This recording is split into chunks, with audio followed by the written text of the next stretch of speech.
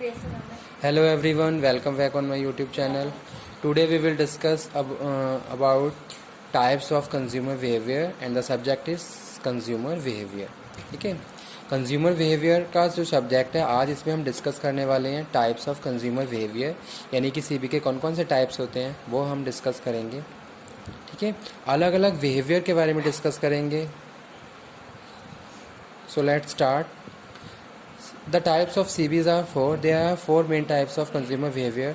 These types are complex buying behavior, dissonance reducing buying behavior, habitual buying behavior, और next is variety seeking behavior. ठीक है. So first one is complex buying behavior. This type of behavior is encountered when consumers are buying an expensive or infrequently bought product. ठीक है, they are highly involve in purchase process and consumer research before committing to the invest. ठीक है, complex buying behaviour में मैं बात कर रहा हूँ किसकी, एक्सपेंसिव प्रोडक्ट्स की, जिसको खरीदने से पहले आपको प्रॉपरली थॉरोली स्टडी करनी होती है. मार्केट में सारी इन्फॉर्मेशन गैदर करनी होती है, डीपली आप सारी चीज़ों को कंसीडर कर रहे हो, तब जाके फाइनली उसकी परचेज कर रहे हो. ठीक है, तो उसको हम कहते हैं complex buying behavior. This type of behavior is encountered when consumer are buying expensive, यहाँ पे एक वर्ड लिखा हुआ है expensive infrequently bought product. ठीक है, जैसे कि यहाँ पे एग्जांपल कोट किया हुआ है कार का. जब भी आप कोई भी एक कार खरीदने जा रहे हो जो कि एक्सपेंसिव प्रोडक्ट है आपके लिए, तो आप उससे रिलेटेड पहले क्या करोगे, डीपली मार्केट से स्टडी कर लोगे कि क्या इसका फीचर है, क्या इसकी क्वालिटी है, क्या इसके प्राइस हैं, किस तरीके से हम इसको परचेज़ कर सकते हैं. ठीक है, तो वो सारी चीज़ें आप प्रॉपर्ली, इसकी सर्विसेज के बारे में, तो ये सारी चीज़ें आप मार्केट से इन्फॉर्मेशन गैदर कर लेते हो, तब जाके फाइनली क्या करते हो, उसको परचेज़ करते हो. और परचेजिंग में एक कॉम्प्लेक्स परचेजिंग प्रोसेस आप फॉलो कर रहे हो. ठीक है, ऐसा नहीं सिंपली आप गए और आपने उसको परचेज़ कर लिया किसी प्रोडक्ट को. आप क्या कर रहे हो, नंबर ऑफ़ स्टेप्स आप फॉलो कर रहे हो, तब जाके फाइनली उसको परचेजिंग आप कर रहे हो. तो इस तरीके की जो परचेजिंग होती है उसको हम कॉम्प्लेक्स बाइंग बिहेवियर बोलते हैं. ठीक है, तो ये था पहला. सेकंड हम बात कर रहे हैं dissonance reducing buying behaviour. Highly involve in purchase process but has difficulties determining the difference between brand. ठीक है, तो पहला पॉइंट क्या लिखा है यहाँ पे, highly involve in purchase process but has difficulties determining the difference between the brand. Dissonance can occur when the consumer worries that they will regret their choice. ठीक है, जैसे यहाँ पे मैं एग्जांपल कोट करता हूँ. अब मैं किसी शोरूम में गया, वहाँ जाके मुझे 2-3 ब्रांड देखने को मिले. ठीक है, अब मेरे पास सपोज जैसे कि 2 ब्रांड हैं, ब्रांड ए और ब्रांड बी. अब मैंने क्या करा, ब्रांड बी को सिलेक्ट करके उसका प्रोडक्ट मैंने परचेज़ कर लिया.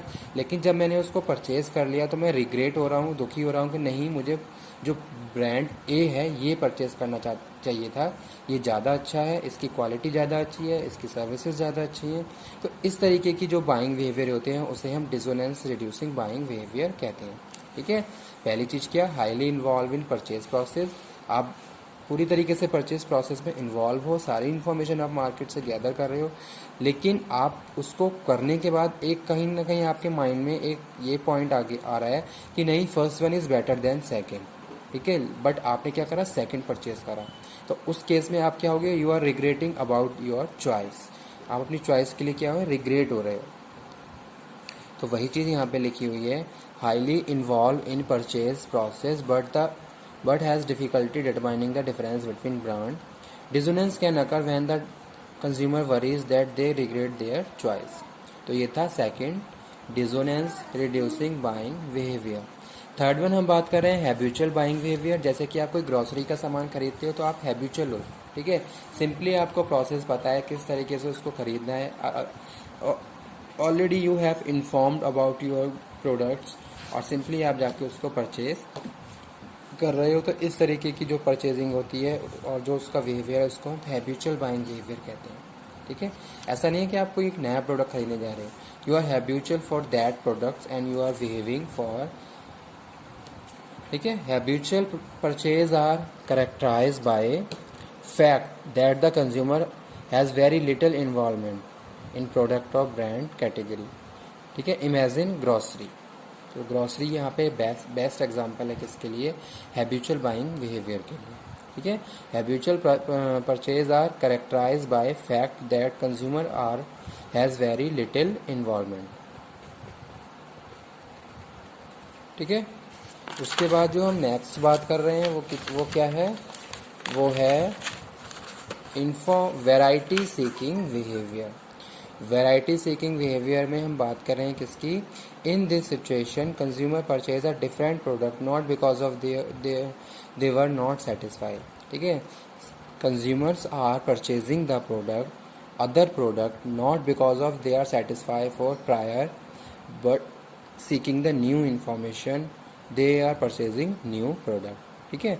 जैसे सपोज आप कोई भी ब्रांड लॉयल, किसी भी एक ब्रांड के लिए आप लॉयल हो, लेकिन दूसरे ब्रांड की इंफॉर्मेशन लेने के लिए आपने क्या करा, उसको परचेज किया, नॉट फॉर दिस पर्पस कि you are not satisfied for your first brand but you want to purchase only on due to only this factor कि you want to seek new information. ठीक है। तो आप क्या कर रहे हो, उस ब्रांड को परचेज कर रहे हो, उसका प्रोडक्ट परचेज कर रहे हो। तो वही चीज़ यहाँ लिखी हुई है वैरायटी सीकिंग। ठीक है। You want to seek the information from the market by purchasing new product. यहाँ पे जो मेन चीज़ है वो ये है कि आप ऐसा नहीं है कि आप सेटिस्फाई नहीं, यू आर सेटिस्फाई। ठीक है। But you want to seek information from other brand. In this situation, consumer purchase a different product not because they were not satisfied with previous one, but because they seek variety. Example, new shower gets scent. ठीक है। अब देखा होगा आपने market में यहाँ पे example code किया हुआ है सेंट का, नए नए तरीके के सेंट आते रहते हैं। आप अपनी पर्सनैलिटी के हिसाब से आपने एक सिलेक्ट किया हुआ है, लेकिन जैसा कोई नया प्रोडक्ट मार्केट में आया और आपने उसको एक्सपीरियंस करने के लिए क्या करा, उसको परचेज कर लिया। तो इस तरीके से जो कंज्यूमर होते हैं उनको हम वैरायटी सीकिंग कंज्यूमर और वैरायटी सीकिंग बिहेवियर बोलते हैं। ठीक है। जैसे आपने देखा होगा कुछ कंज्यूमर ऐसे होते हैं जो जैसे ही नया प्रोडक्ट आता है उसको परचेज कर लेते हैं। ठीक है। जैसे मोबाइल फ़ोन, अब कुछ कंज्यूमर ऐसे होते हैं जो बहुत जल्दी मोबाइल चेंज करते हैं। तो जब वो मोबाइल चेंज कर रहे हैं तो वहाँ पे जैसे जैसे नया प्रोडक्ट आ रहा है, कोई भी फीचर ऐड होके आ रहा है, कोई भी इनोवेटिव फीचर उसमें ऐड हुआ, तुरंत उन कंज्यूमर्स ने क्या करा, उसको परचेज़ कर लिया।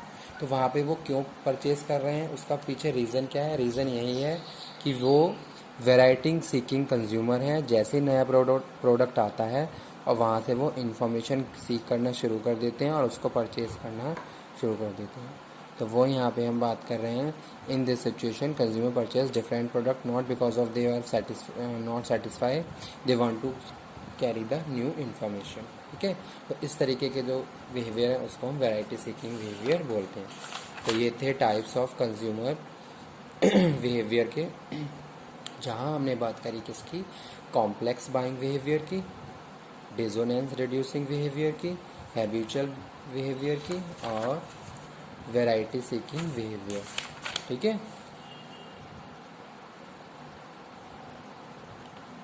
तो टाइप्स ऑफ सी भी आपको पता होनी चाहिए। जब भी कोई भी टॉपिक होता है तो यहाँ पे आप टाइप ऑफ सीकिंग के बारे में खुद से भी लिख सकते हो। ठीक है। क्योंकि कंज्यूमर बिहेवियर का जो कॉन्सेप्ट है वो उसमें आप सारे बिहेवियर को प्रॉपर्ली एक्सप्लेन कर सकते हो। तो इसीलिए ये टॉपिक भी एग्ज़ाम के पॉइंट ऑफ व्यू से इम्पॉर्टेंट है। आप इसको प्रॉपर्ली स्टडी करें, इसको प्रिपेयर करें।